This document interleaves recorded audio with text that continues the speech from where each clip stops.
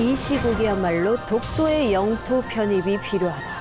일본 땅이야 이렇게 이제 주장하기 시작을 한 거예요. 남미 땅에다가 지금 뭐 하는 거예요? 짜증나고 화날라 그래요. 순시선이 침입을 한 거예요. 강제 편입을 단행을 합니다. 대놓고 그냥 자기 땅이라고 억지를. 전승 기념 명소로까지 소개가 되는데요. 그때부터 오해를 했겠어요. 독도를 국제분쟁 지역화하는 것이기 때문에 휘말리지 말아야 된다. 공의 끝자락에 위치하고 있는 대한민국의 국토, 독도를 소개합니다.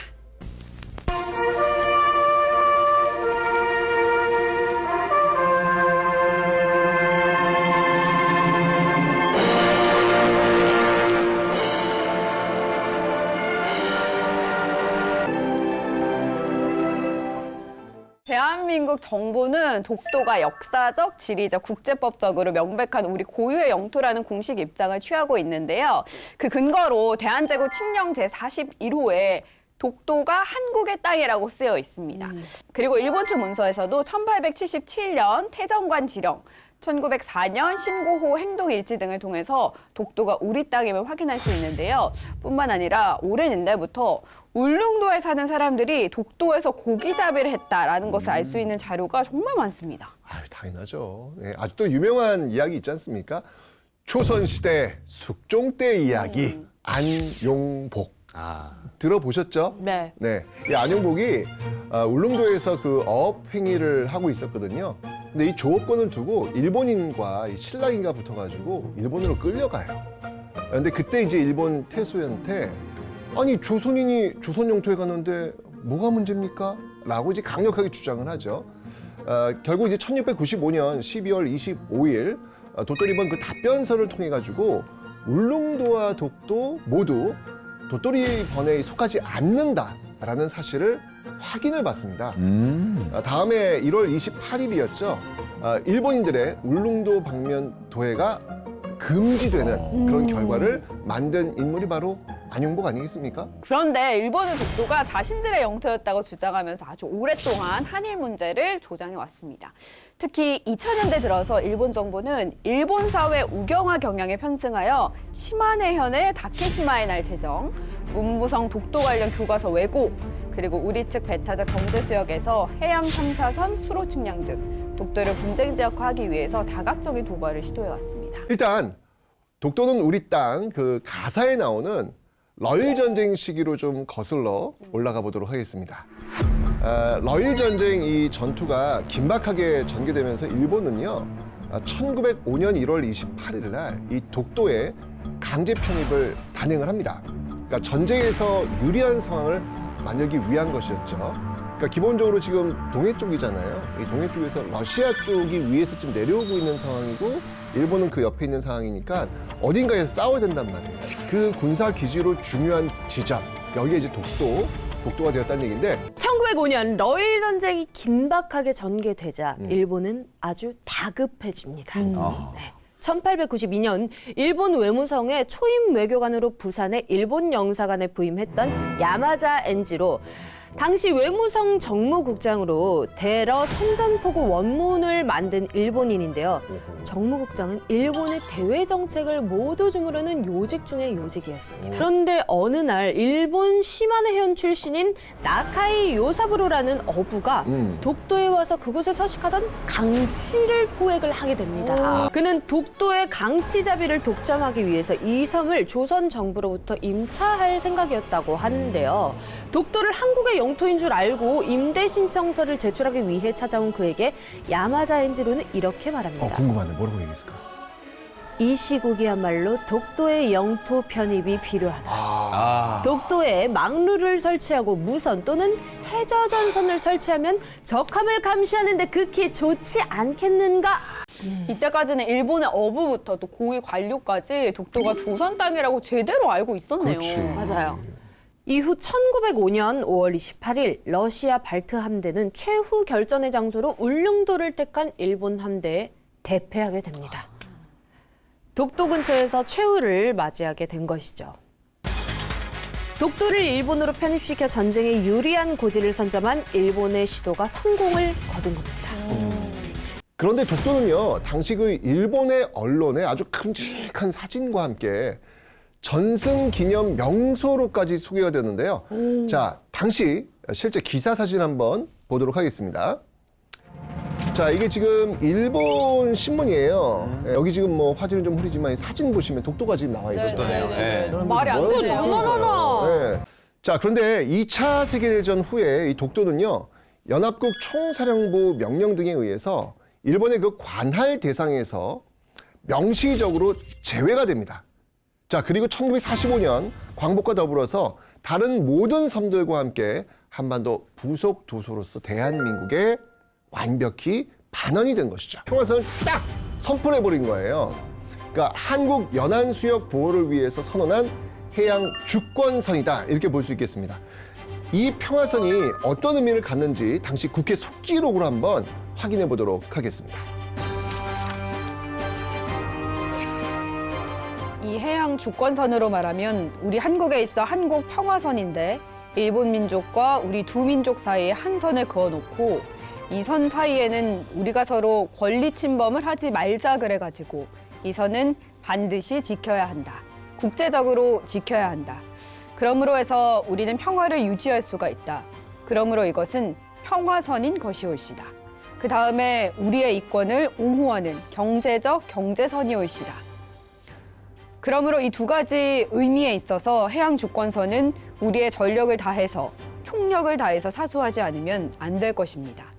만일 이 선이 무너진다고 할 것 같으면 과거에 있어서 우리나라가 40년 동안 노예가 되었습니다마는 앞으로 400년을 다시 노예가 되지 않는다고 누가 보증하겠습니까?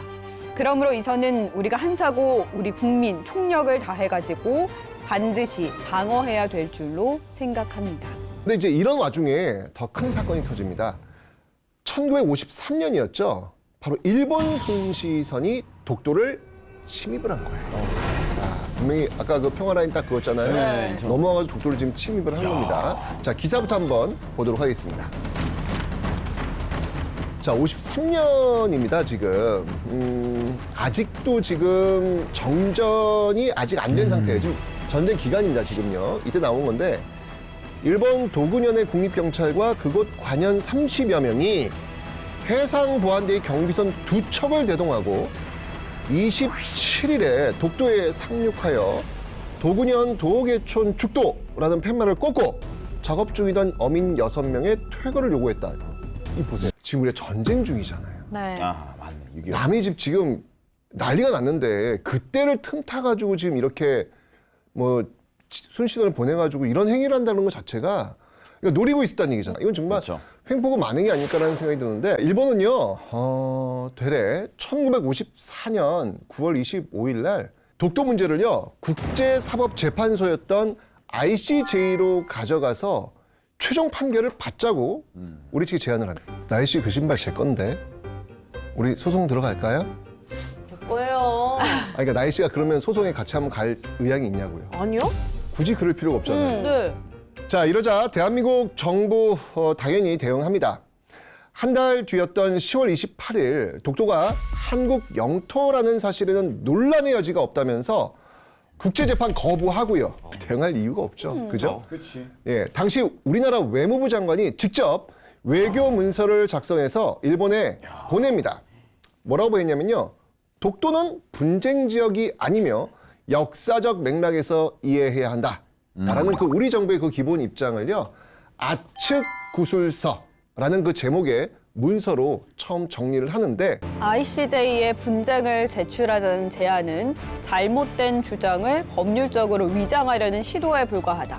영토 분쟁이 존재하지 않는데도 유사 영토 분쟁을 꾸며내고 있는 것은 바로 일본이다. 한국인들에게 독도는 단지 동해에 위치한 작은 섬이 아니다.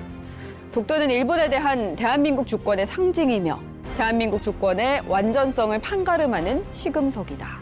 2005년이었죠. 일본 시마네현에서 독자적으로 자신들이 만든 독도를 가리키는 명칭인 아까 우리 크리스티안이 얘기했던 데카시마. 다케시마. 네, 이 다케시마라는 표기를 사용해서 다케시마의 날 이걸 지정을 한 거예요. 와. 결국 이제 그 이후에는 교과서에도 실려요. 교과서 실려가지고 지금 뭐 독도 그들은 이제 다케시마를 얘기하는데 그거는 일본 땅이고 와우. 지금 한국이 불법으로 거기를 지금 점유하고 있다. 이런 식으로 지금 교과서 서술을 하면서 자라나는 세대들한테 좀 교육을 시키고 있는 대박이다. 그런 상황이 되는 것이죠. 결국 이런 왜곡된 진실이 화제성을 가지고 주목을 받게 되는 정말 위험한 상황이 그때부터 지금까지 계속 이어지고 있는 겁니다. 자, 이 외에도요, 2010년에는요, 일본 사회교과서의 독도 영토 표기, 이거 지금 계속 지금 왜곡돼서 나가고 있잖아요. 그래서 검정 승인 취소 촉구 결의도 했고요. 또 2013년에는요, 동북아 역사 왜곡 대책 특별위원회가 구성되어가지고 노력을 많이 했습니다. 독도가 도대체 왜 중요한가요? 독도가 중요하다, 중요하지 않다 이런 차원의 문제가 아니고요.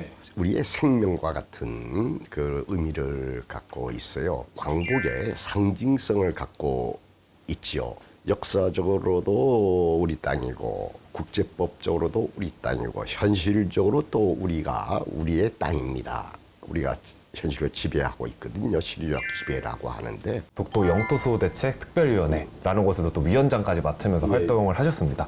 그러면은 그 위원회 활동을 하면서 가장 좀 기억에 남았던 활동이 있다면 뭐가 있을까요? 동북아 역사재단을 만들어서 독도 연구소를 만들었어요. 이제 독도에 대한 자료도 모아야 되고 널리 알려야 돼요. 그 일본은 많은 돈을 들여서 세계에 선전을 하고 있지 않습니까? 그래서 이제 많은 예산을 들여서 국제 홍보도 하도록 하고 유효하게 그 지배할 수 있도록 그 독도 저반 시설 같은 예산도 들여서 그 많은 그 시설도 해놓고 이런 것들이 대책위원회에서 했던 일들이죠. 전략적인 그 대응 이런 것들도 이제 그 염두에 둬야 된다 이거죠. 그들의 목적하는 바는 독도를 국제분쟁 지역화하는 것이기 때문에 거기에 휘말리지 말아야 된다. 언젠가 관계가 나빠질 때는 그게 화약고 역할을 할 수가 있어요. 매매가 앵앵 한여름에 우는 것처럼 뭐 시끄럽게 짓는구나 이 정도 생각하면서도 만반의 준비는 해나가야 된다 이겁니다. 예. 호들갑 떨면서 막 그 당황할 게 아니고 앞으로 바라는 점이 있다면 좀 뭐가 있을까요? 열심히 가르치고 공부를 해야죠. 독도가 우리 땅을 확실히 자기 인식을 가져야 되고 그렇게 갖고 있다고 생각을 해요. 그러니까 만일에 일본의 젊은 학생들하고 만났을 때에 대화를 토론하게 되잖아요. 그럴 때 대화에서 설득을 시킬 수 있어야 된다. 이거는 지식이에요. 정확한 인식이 필요하다는 얘기입니다. 국회는 독도 문제에 대해서 어떻게 대응해 왔는지 또 앞으로는 어떻게 대면해야 될지 이런 부분에 대한 한 말씀 해주신다면. 한일 문제가 이제 그 아주 크게 벌어졌을 때는 늘 국회에 독도 특위위원회도 있었고 뭐 일본 문제 특별위원회도 있었는데 근래에는 없어져 버렸어요. 시류적 지배를 더 강화하기 위해서도 독도에 대해서 많이 해야 될 게 많이 있습니다. 이제 울릉도에는 이제 비행장이 만들어졌죠. 그 국가 예산을 필요하죠. 독도에도 저반 시설부터 할 게 참 많이 있어요. 그러니까 국회의 힘을 빌려야 되니까 이제 국회에서도 이제 이담이 언제 어떻게 될지 모르니까 미리 준비하는 차원에서 그런 특별위원회가 있었으면 좋겠다. 이렇게 생각을 해요. 국회는 국회의원의 활동은 자유롭게 보장돼야 돼요. 역사는 기억투쟁이라고 합니다. 그 역사를 기억하고 있는 자들이 그 역사를 소유하게 된다는 사실. 오늘 이 독도 이야기를 통해서 다시 한번 정리하는 그런 시간이 된 것 같습니다. 네. 하루는 상제님께서 말씀하시기를 조선은 원래 일본을 지도하던 선생국이었나니 배은망덕은 신도에서 허락하지 않으므로 저희들에게 일시의 영유는 될지언정 영원히 영유하지는 못하리라 하시니라. 상제님께서 말씀하시기를 서양 사람에게서 재주를 배워 다시 그들에게 대항하는 것은 배은망덕줄에 걸리나니 이제 판밖에서 남에게 의뢰함이 없이 남 모르는 법으로 이 일을 꾸미노라 하시고 일본 사람이 미국과 싸우는 것은 배사유를 범하는 것이므로 정광 80리가 불바다가 되어 참혹히 망하리라 하시니라. 기유년 어천하실 무렵에 상제님께서 호연에게 공부해야지, 저놈들을 싹 쓸어 보내야지 하시거늘 호연이 어떤 놈 하니 까만 놈 말이여 하시고 호연아 이제부터는 앉으나 누우나 붓으로 점을 찍으며 일본 놈 씨도 없이 해주십시오. 이 땅에서 개가 핥은 듯이 없애주십시오. 우리 조선을 찾게 해주십시오 하고 항시 입에 달고 다녀라 하시니라. 일본은 불로 치리니 종자도 못 찾는다 하시니라.